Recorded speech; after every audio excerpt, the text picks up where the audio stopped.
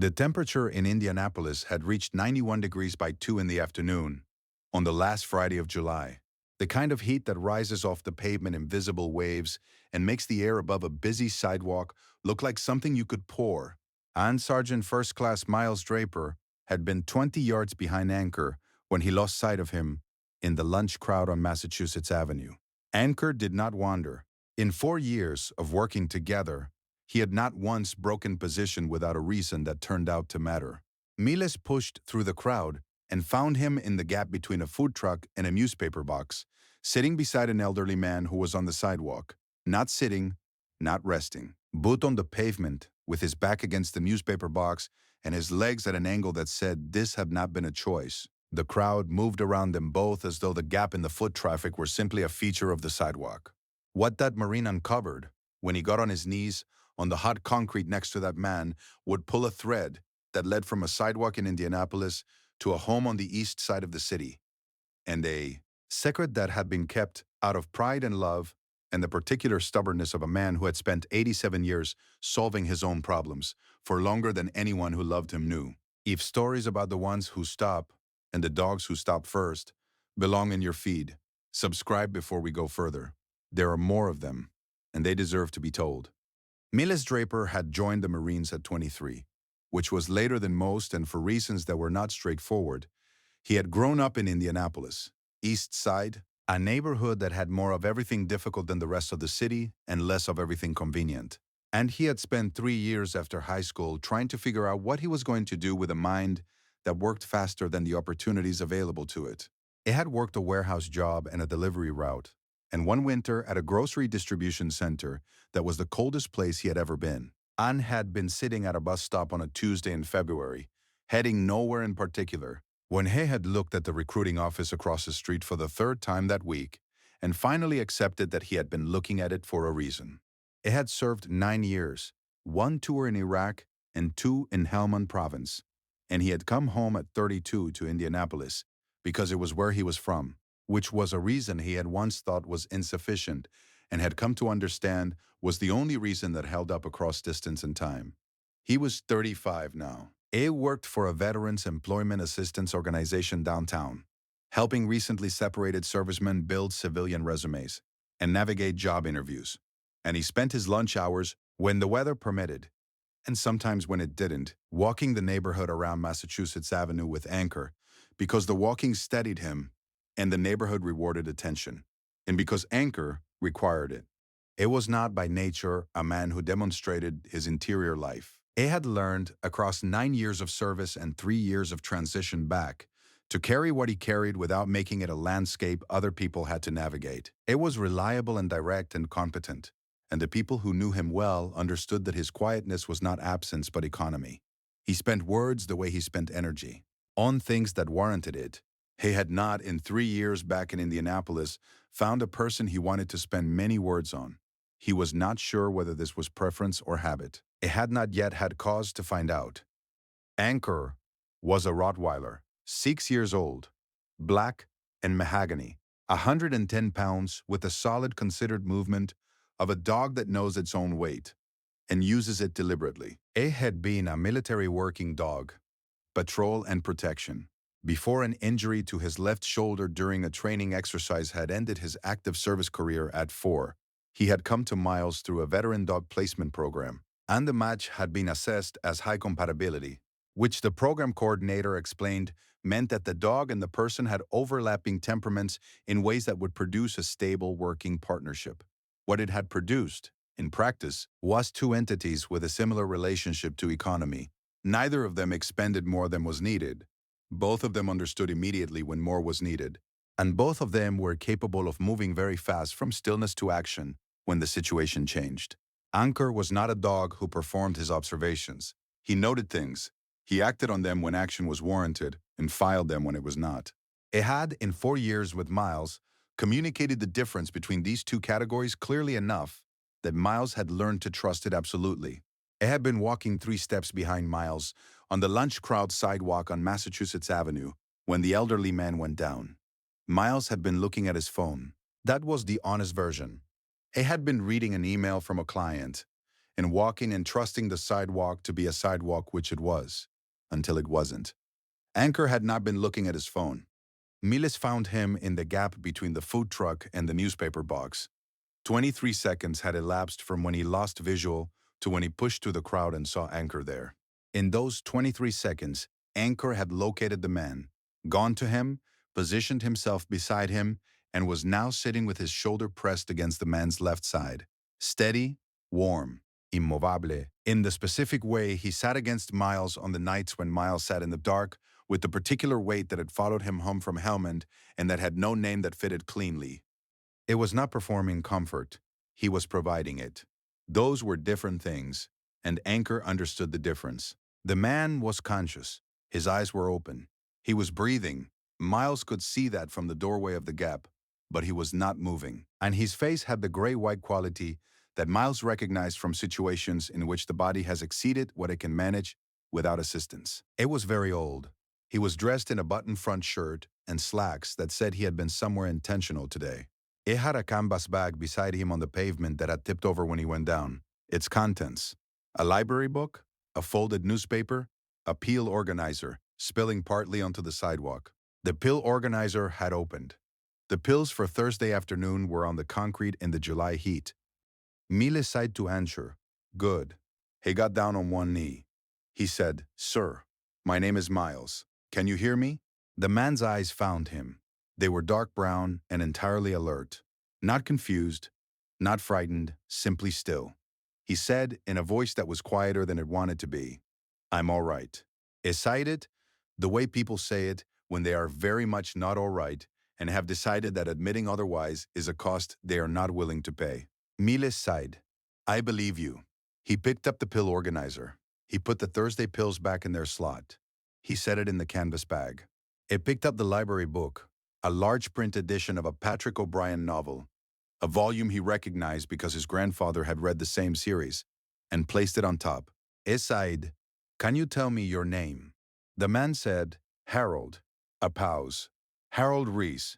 Miles said, How long have you been sitting here, Harold? Harold said, Not long. He looked at Anchor, who had not moved from his position against Harold's left side. He said, Is that your dog? Miles said, He is. Harold looked at Anchor for a moment with the expression of a man recalibrating his understanding of the afternoon. He said, He does that. The crowd on the sidewalk moved past the gap. Not one person had stopped. Miles had counted, in the 30 seconds since he arrived, 19 people had passed within 4 feet of Harold Reese on the sidewalk and continued walking. This was not cruelty. It was the specific inattention of a busy urban sidewalk on a hot Friday, the collective agreement of people with destinations to treat anomalies as someone else's jurisdiction. Anchor had not made that agreement. Miles had water in his bag.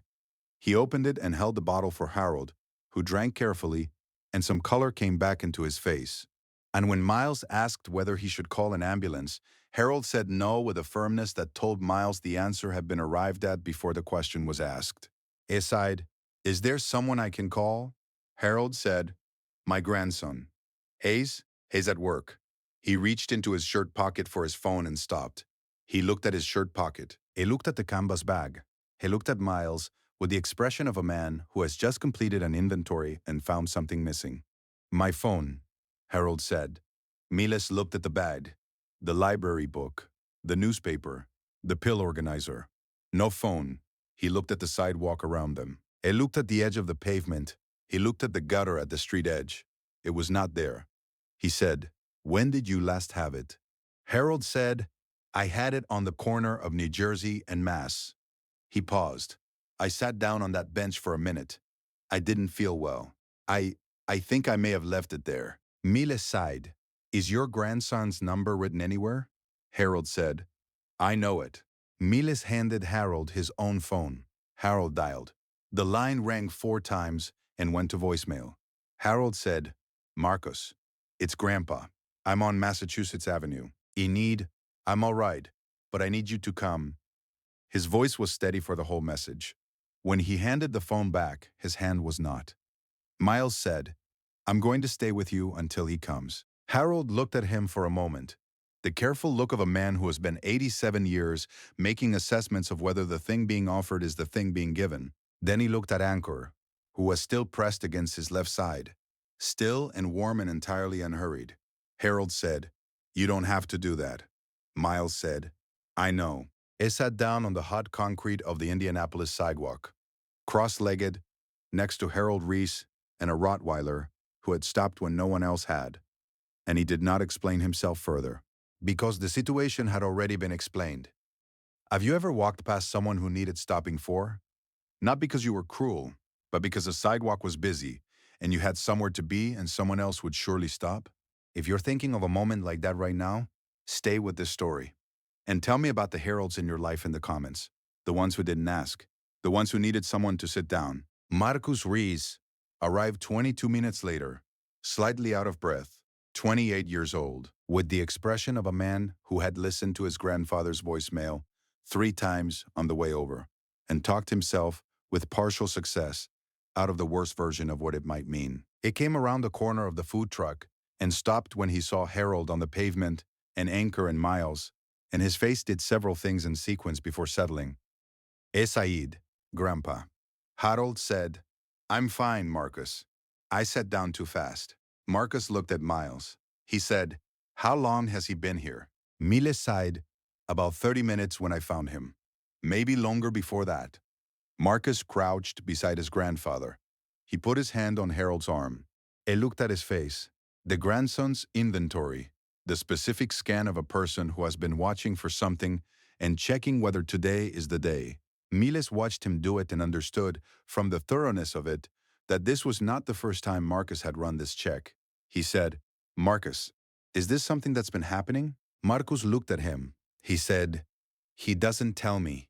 He said it with the tone of a man who has had this fact for some time and does not know what to do with it.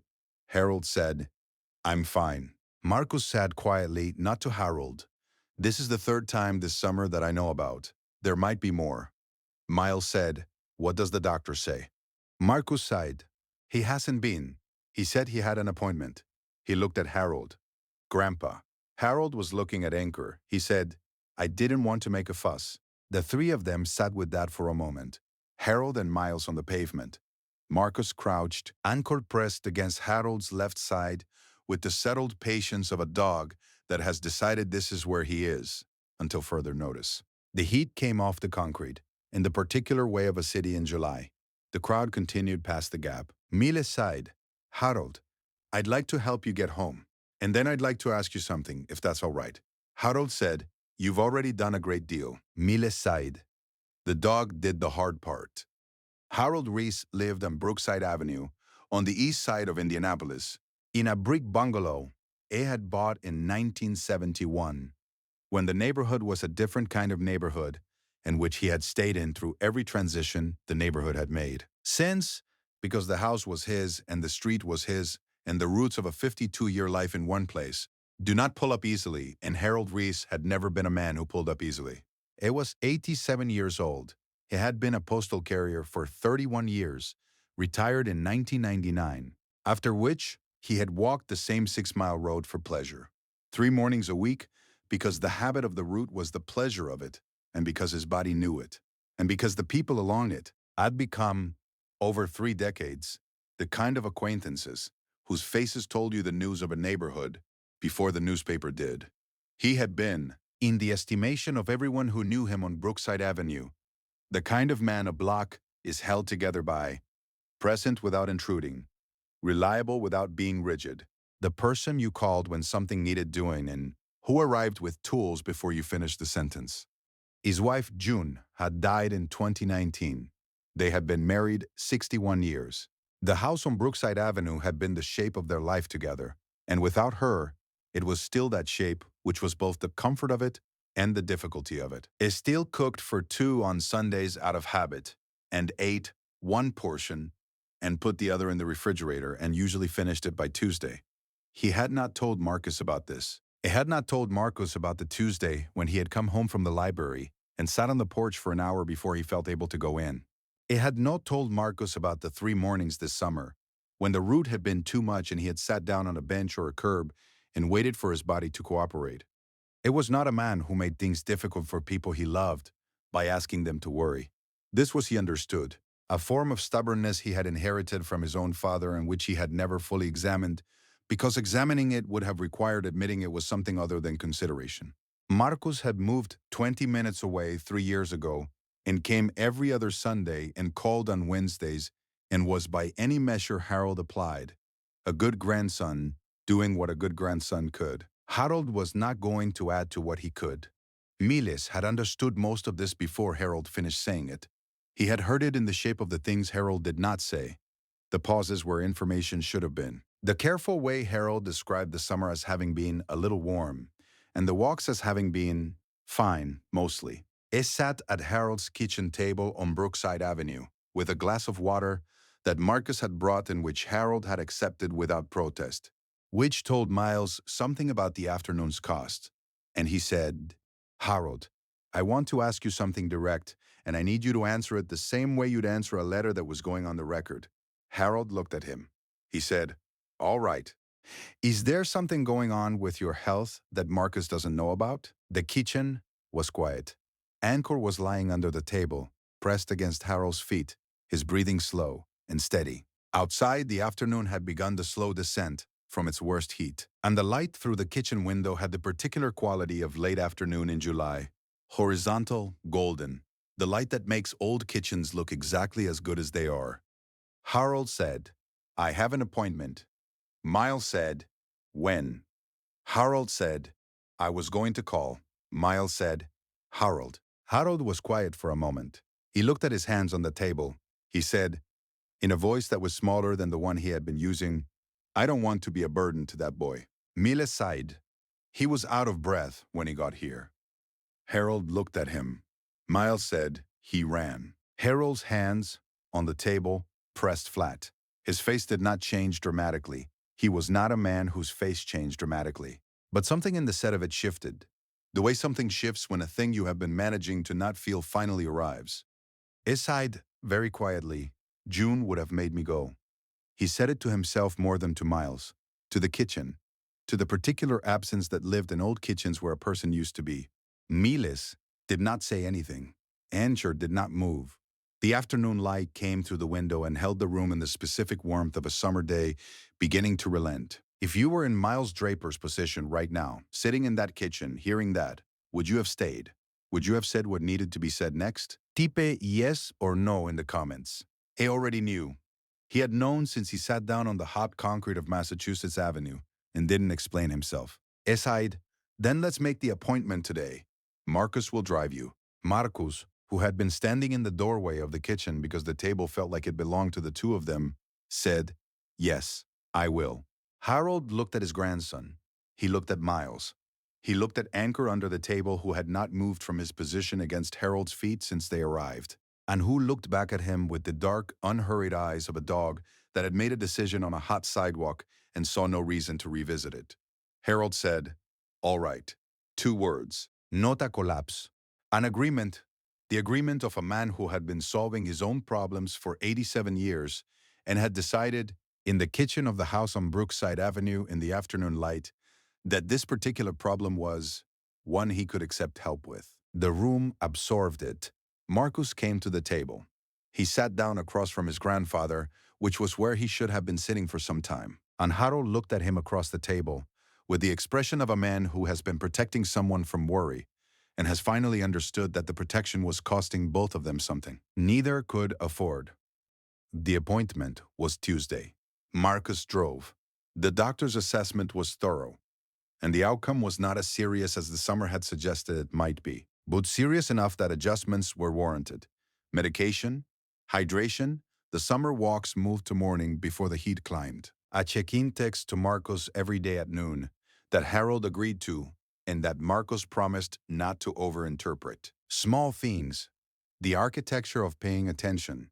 Anchor's leash found a regular hook on the Brookside Avenue front porch because Miles came back the following Saturday. And the Saturday after that, and at some point the Saturdays became a pattern rather than a series of separate decisions. Harold cooked. Harold was a man who cooked with the precision of someone who had done it for 61 years for another person and had not unlearned the care of it just because the other person was gone.